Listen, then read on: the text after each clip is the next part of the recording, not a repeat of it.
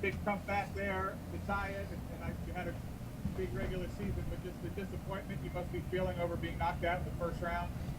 There's no doubt there's disappointment. And look, I think we got to look at it to very proud of what was accomplished in the regular season, but we had high aspirations to get deep in this thing. We ran into a Red Sox team that they just beat us. No other way around it. They got the big hits, but really proud of our guys, the way they stayed at it. I mean, that was a pretty telling example of what this team's character is about, to come down from 5-0, pretty devastating in the third inning, and we clawed back in it. We just came up short tonight. I know you said you had many options for pitching. Would you be able to explain why you went to McClanahan then in that situation and stuck with him there? Well, look, Mac has been such a horse for us all year long. He was a day short of regular rest, and just felt like, given that stretch of the lineup, I wanted to see him try to get through the top of the lineup twice. Obviously, it kind of went sideways pretty quick, and he got up to 28, 29 pitches, whatever it was, in one inning, and damage had been done. Just felt like that was enough. But pretty comfortable with asking him to carry the load. I'm so appreciative that he was amped up to do it, but it just didn't go our way. And just along those lines, McHugh was after 2 innings. I think it was only 18 pitches. You didn't like where that was in the lineup. No, it really didn't have anything to do with where he was in the lineup. It was that he had just come off a 40-pitch workload 2 days prior.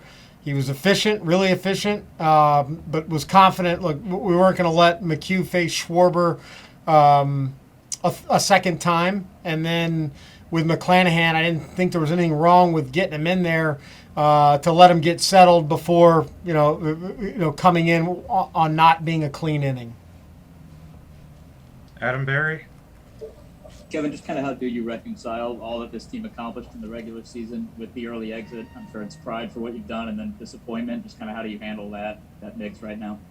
Well, I mean, you don't have a choice. You just handle it. I mean, I just think the guys is a special group. There's no denying that. They set records in this organization with the amount of wins. There's been a lot of great teams that have come through this organization. For us to be sitting at the top of the list, it's something we got to be proud of. There's no doubt there's a lot of disappointment right now, just the way that we're feeling. You come in off riding the high of a tremendous regular season, and we just couldn't quite get it figured out against Boston. They move on, and we don't. Like you said, the eighth inning kind of characteristic for this team that came back so many times. Just what did you think of the effort there, especially KK, all that he did offensively in the throw from center? Yeah, I mean, look, KK turned it on for us even last night. I was glad when he hit that ball that we had a guy on second base in case it ricocheted out of the ballpark again. But he came up big for us, came up big with the throw. A lot of momentum back and forth in that ball game. Pete Fairbanks was awesome. I mean, our pitchers did a tremendous job of quieting a very, very hot offense that is just putting all kind of pressure and put all kind of pressure on us throughout the series. And that play in the ninth, the infield single, Yandy and G-Man, is kind of a tough throw for G-Man to pick there. Yeah, it is a tough throw. I mean, you got to factor in that there's a guy at second base. The ball gets by, the game's over on that play. So no fault at all to anybody. Yandy throws off 1 foot, and G-Man, he's got to secure it and keep it in front of him. I would trust G-Man's judgment. He's, pretty good at picking balls out that he thinks he can handle, but he felt most important to keep it in front of him. John Romano? Hey, Kevin, obviously Boston is a very good team, but what about this series surprised you? What did your team do or not do that you weren't expecting? Well, I think they had a pretty relentless approach at the plate. We just could not create that swing and miss that we've done so well throughout the regular season. They really, had a good approach that it felt like there was constant pressure. There were no easy outs, and for us being a team that seems to strike a lot of guys out, we did not rack up the strikeouts like we typically do.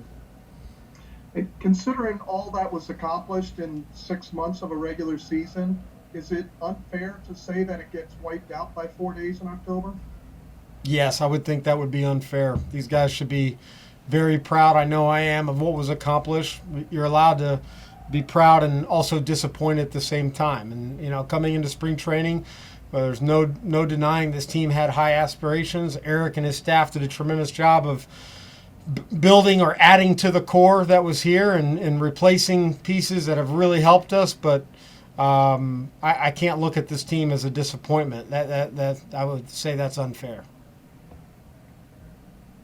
Mark Topkin.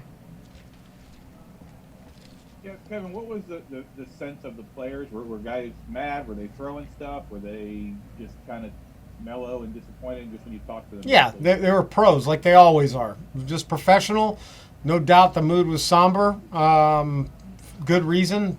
They know it's a talented team that just didn't get it done, the last 3 days. But very professional.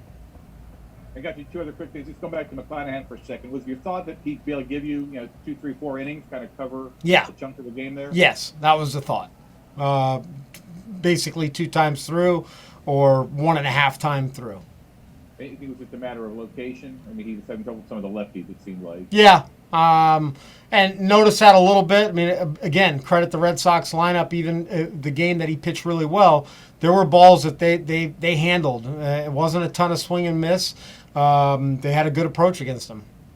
And then just there was a small issue, it looked like, with some fans. Were they throwing stuff at the dugout or at you guys or something? Yeah, but that happens. Look, these fans, Boston fans are great fans. A couple knuckleheads aren't going to spoil a passionate group of fans. Just fortunately, nobody got hit with anything.